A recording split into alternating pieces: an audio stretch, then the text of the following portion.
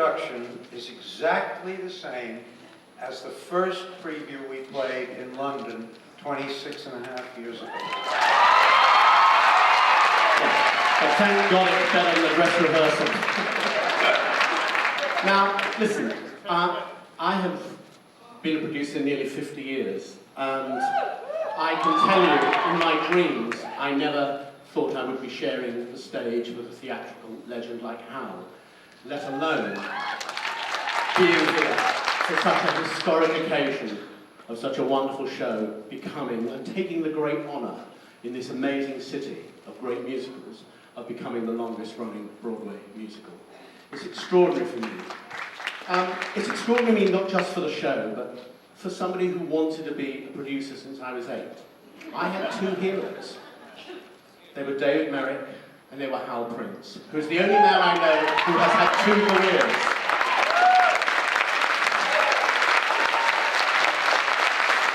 Hal Prince is one of our greatest directors. He is also one of the greatest producers. And in Her Majesty's Theatre, where I was growing up, I saw West Side Story, Hal Prince. I saw Fiddler on the Roof, Hal Prince. I saw Company, the very first American company I ever saw. It was just amazing. I owe so much inspiration to you, and it is thrilling to be here. It's worth mentioning we both started as stage managers. Yes. So what Hal is actually saying is, be very nice to the stage manager on the way up. You'll never know who's going to fall. Now, you know, on a day like this, it's a rare chance to say thank you. And I have to say 2 very quick thank yous. One, to the Schubert Organisation, who have been my friend and family for all my career. Indeed, Bernie Jacobs and Betty put me in the first Schubert house when I was a penniless producer. It was their own house. And I don't like to say this to Bob and Phil, but they didn't charge me any rent. I am so grateful to Bernie and to Jerry, who sadly aren't here, though funnily enough, Bernie did have an idea that the show might outlive him. Because I remember doing the break figure, which he was normally meticulous about. He went, "Don't have to worry about that," he said. "It'll never trouble us in our lifetime." So only Bernie knew, he knew everything. And what a wonderful man he was. And of course, Alan Wasser, my general manager. Thank you so much. There are people who are not here, and the most important person who's not here is the man who gave us the music of the night, Andrew. I spoke to him a few hours ago. He has just had a rather serious back operation and literally just got home today. He sends all his love to all of you and everybody in the company. He's so sad, I mean really sad that he's not here tonight, and it is the one tinge of real unhappiness in this evening of joy for me, because we started this together for fun, and this is just, it never happened without him. He is just it was the greatest collaboration we've ever had. So we will definitely give him a great toast tonight, and get better soon.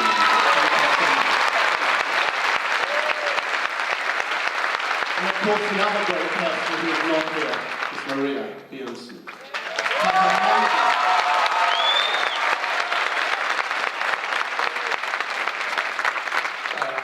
You introduced me to Maria, and she was an impeccable artist. We worked over a year on the production, countless trips, thanks to you, across the Atlantic, and suddenly it became time to share the whole show and present it. And I said to her, "But we don't have any costumes." And she said, "Oh, don't worry about those. I designed 50 a day." And she did. True to her word, she designed all these costumes in about 10 days. And they're exactly what you see on the photograph. There's another lady we're missing, and I actually talked to her early this evening, and that's Gillian Lynn. Gillian has been one of my oldest friends all my life. She's another true legend. And knowing Gilly, there's only one thing that would stop her being here. And that is the fact that she's actually driving people through a tech in London and doing a new show, Jerry Herman's. For us in London, Dear World, she's doing a production of Dear World in London, which is simply wonderful. I think with Betty Buckley, which is fantastic. So she's asked me to just read this to you. For the last 25 years, I've had the joy of being in New York to stage all our special celebration occasions. This time I cannot, as I'm directing Jerry Herman's Dear World in London, and we're about to open. The years have flown by, and I have loved every minute of the work spent with the New York company of Phantom. Long may this beautiful show continue to thrive. With love and proud congratulations to everyone, Gillian. Thank you. But we do have one of our original creative team. We aren't the last two standing. That is our amazing lighting designer, ladies and gentlemen, Andrew Bridge.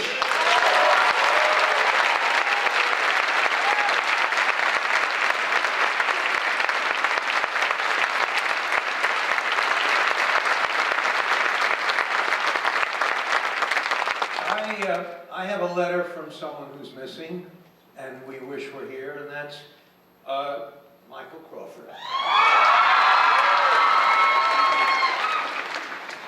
Dear Hal, just a note to congratulate everyone on this wonderful 25th anniversary of Phantom. Hal, I remember the night before we opened, when you told me that my life would change from that day on, and sure enough, I had the most exciting period of my career during that first year at Phantom, working with a great company, crew, and orchestra. So many wonderful memories. My love to you all, and to all the subsequent company members through the years. Most of all, thanks, Hal, for being a great captain of the team. With love, Michael Crawford.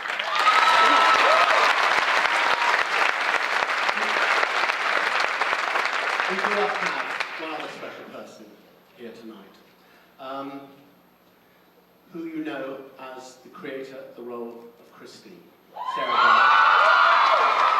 Bennett. Let me say, her role in this show is far more than just being the creator of the original role, because the truth was, when Andrew rang me up originally in 1984, he said, why don't we just produce the Phantom of the Opera?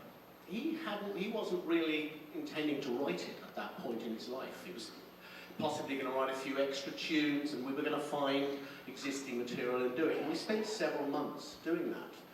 And at that point, he was married to Sarah. And we had a very good time enjoying and exploring the piece. But he was also finding out what an extraordinary voice Sarah had. And partly he was writing the Requiem for his father, who had just recently died. And I remember he rang me up on Christmas Eve, and as I lived very near him in Sidmonton, and said, would I come over? He wanted to talk to me, and I came over. I think we went to the cellar, because I have no recollection of how I drove back.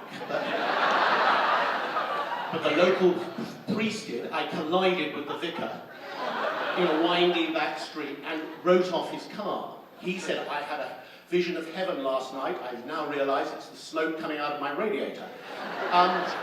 And the first production cost for Phantom of the Opera was indeed replacing the vicar's car.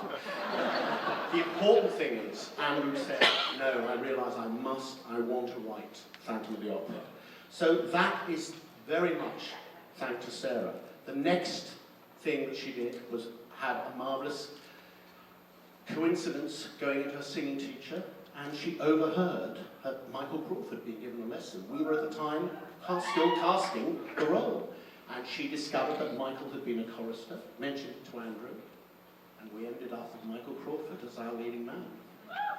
So I think that there's no doubt that Sarah was her muse, was the show's muse, Andrew's muse, and without her we would not have the music of the night as we know it tonight. She has been, and always will be, his angel of music.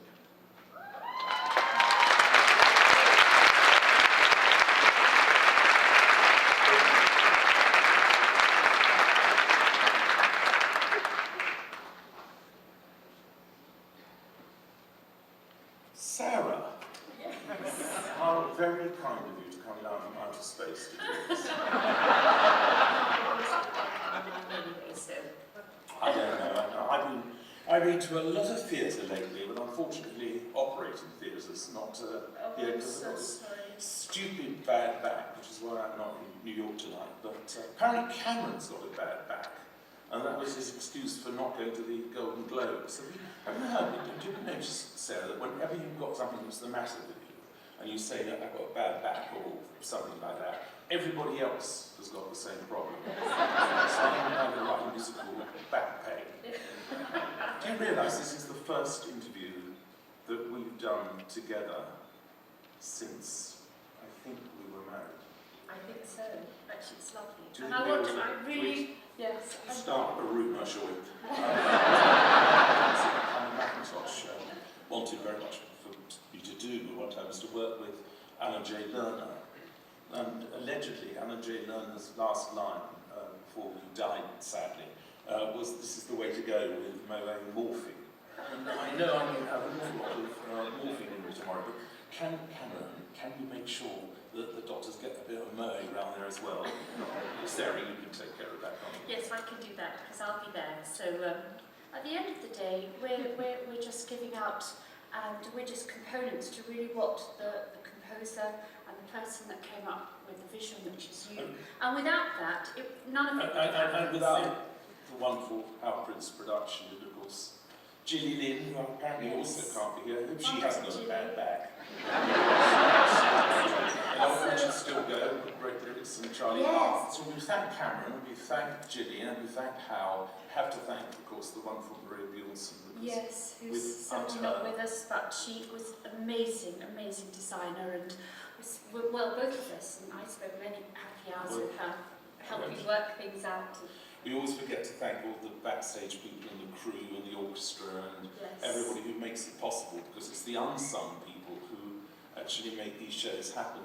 Yes, and you know, everyone that have worked, you know, in the Phantom for years, I mean, for me it's wonderful, because when being there right at the beginning and then seeing performers go on and take on that role and bring their own thing to it and their own wonderment to it is a joy for me. It's like every time I go in to see Phantom, it's like watching this beautiful jewel, which is timeless. For me, because I can't be here, and I know Sarah will talk tomorrow as well, but I'd just like to say I'm missing this. I really wouldn't have missed this for the world, but and I'm really, really sad not to be with you all, but it's just marvellous that Sarah could be with me today, and we could both send our well, which we would have done anyway, but that we could do it this way. And I hope you have this fantastic evening. I'm going to let somebody will bore you with the statistics of the show and how long it's run and all these sort of things. It's not going to be me, because I've forgotten them. Thank you so much. No, thank you for composing it. It's a beautiful, beautiful piece. And thank you for singing it. Forever. Okay.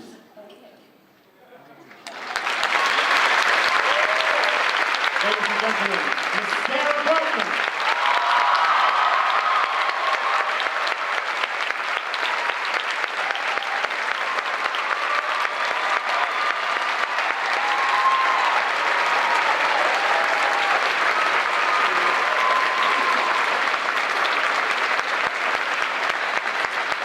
All right.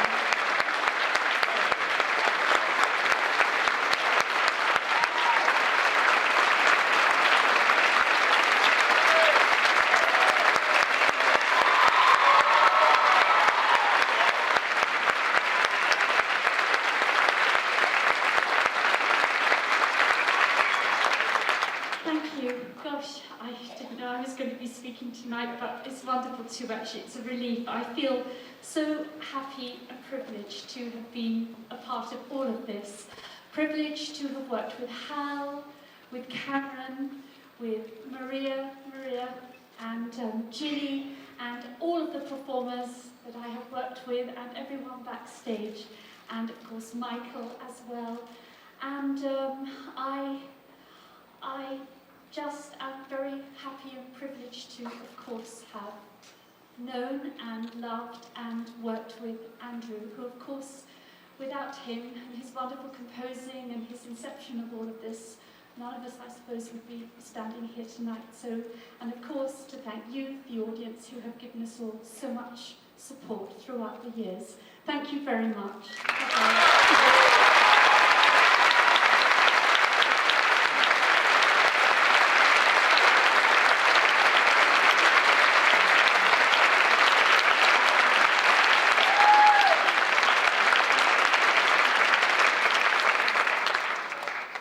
I have a feeling that I'm going to do what Andrew said he wasn't about to do, which is get down to some serious facts. But one of them is a great pleasure. I want to introduce you to the people who make this show happen every single night. The people who are on the scene, generally. First, on stage, the crew and stage management team.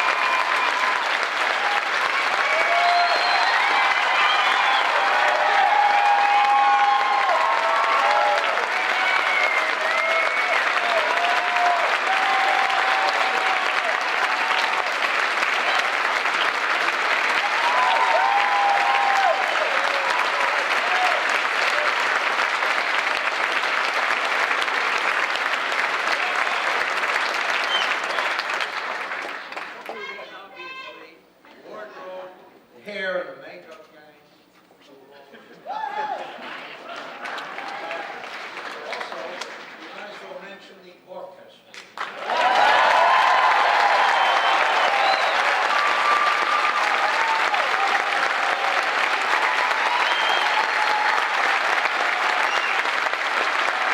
It's my particular pleasure to say there are 28 of them.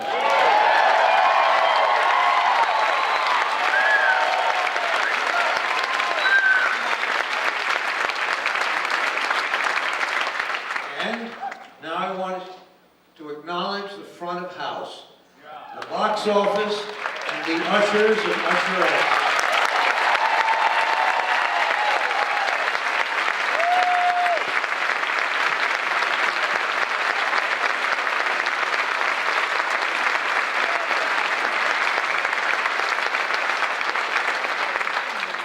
Behind me are 150 people who are personally involved in every single performance. I asked the other day if any of them had been here full 25 years, thinking probably 3 or 4 of them. But no, there are 39 people. Will they raise their hands, please?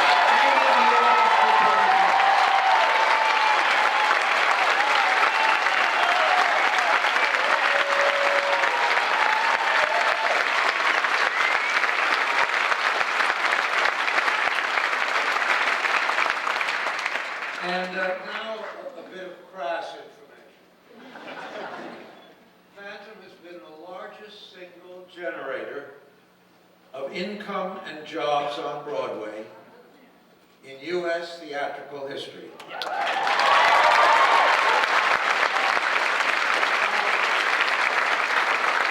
Over 375 actors have appeared in just the New York production. Alumni in the house tonight, including members of the original Broadway company. Would you all please stand?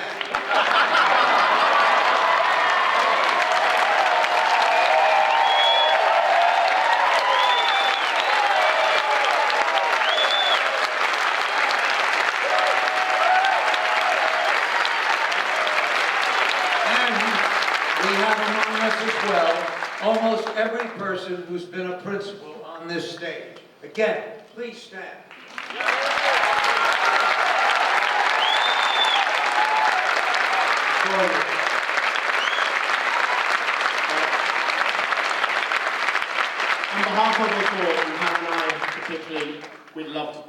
thank you so much for coming. But this being a very, very special, yet unique night, we couldn't let you go without a little extra music of the night.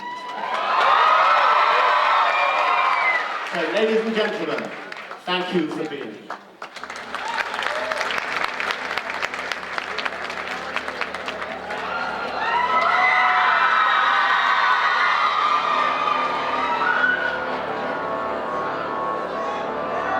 Please welcome John Owen Jones, who has played the Phantom at the Majesty Theatre in London nearly 2,000 times.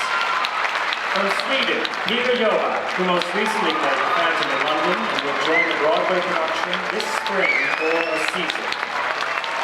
Ramin Karimloo, who played the Phantom in the 25th anniversary production at the Royal Albert Hall.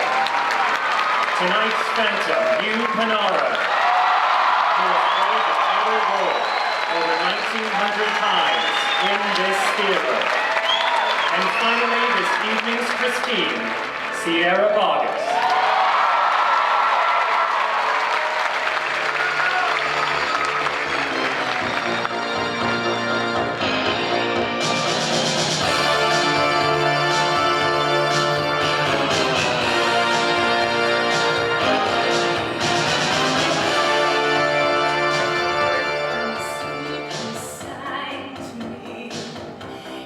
Dreams you came, that voice which